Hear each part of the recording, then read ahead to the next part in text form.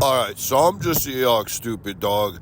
And the producer, he lost his pen, so his artwork now has demodiated or degenerated. It's fallen down to finger paint style. So he's taking his laptop or whatever he's got there, his whatever you call it, I don't even know what it is, where he does his artwork, but it's he don't have a pen to draw on his screen anymore, so he's got to do it with his finger as though he's finger painting. So the artwork ain't going to be that good. And it's a little bit surprising that he would be pushing me to do this Bill Burr, Billy Corgan take. Who the hell cares about Bill Burr and Billy Corgan having a family reunion on Howie Mandel's program? I mean, did this go viral or whatever you call it? I don't know. I'm a young stupid dog. A couple things I did notice, so I watched a couple moments of it. One, I'll say two things about this situation. So this guy's dad, he must have that talent gene. What are the chances of one dad siring two famous, multi-millionaire, super successful entertainers? All right? And, as an aside, the guy's obviously a shithead. The other thing I would say, the dad was obviously a shithead, and being a shithead or childhood trauma, it must be pretty good for, the artistic nature of things. People turn out to be better artists when they go through hell as children. All right, the other thing I wanted to say about this whole situation is you can tell right away these guys are brothers because they got the same, almost like cancer patient chrome domus look. They've got the same cancer patient bald look. I mean, it's like there's something wrong. First off, Bill Burr, he always looks like he doesn't have enough room in there for a normal brain. Like from the top of his eyes up to the top of his head, it don't look like you could fit a normal brain in there, you know what I'm saying? And it's powdery white. It's got like that Larry Bird ultra whiteness to it. And that's kind of a funny thing, but they share that.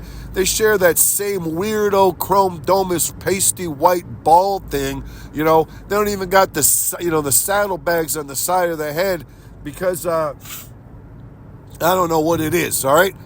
They look like they could have starred in one of them Mad Max movies when they had them cave-dwelling kids, them skinny chrome domus kids that was sniffing the silver paint. Looks like Billy and Bill could have walked onto the set as extras and not even had to go into makeup. I mean, whatever. It doesn't even matter. These guys, Billy and Bill, got the Uncle Fester thing going for themselves. You know what I'm saying? But whatever. It's all right.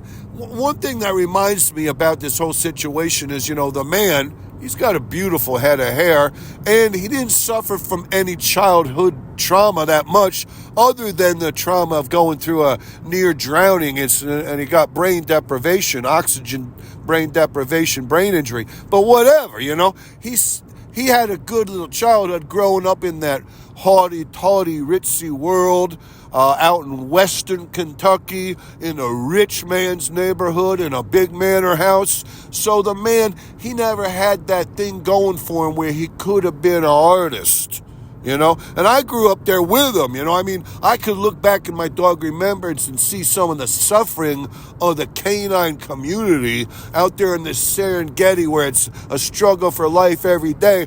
But really, I grew up in the manor house with the man. So basically, both of us are just run-of-the-mill. And it got me thinking, I wish I would have had a little childhood trauma. Maybe if I would have got one of my legs backed over on a car out in the driveway or, whatever. I mean, getting my balls chopped off, it happened when I was so young. It didn't really affect me. I didn't really, to me, I just was like, holy shit, I'm getting a Happy Meal.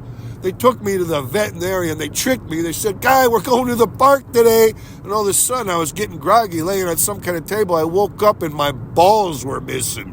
They doped me up so it didn't even hurt for a couple days. And on the way home, they got me a Happy Meal. And at that point in my life, I was thinking to myself, geez, something's missing down here below, but this Happy Meal is so distracting, I don't even really care. But anyways, this whole thing, this whole take by the producer, I don't even get it.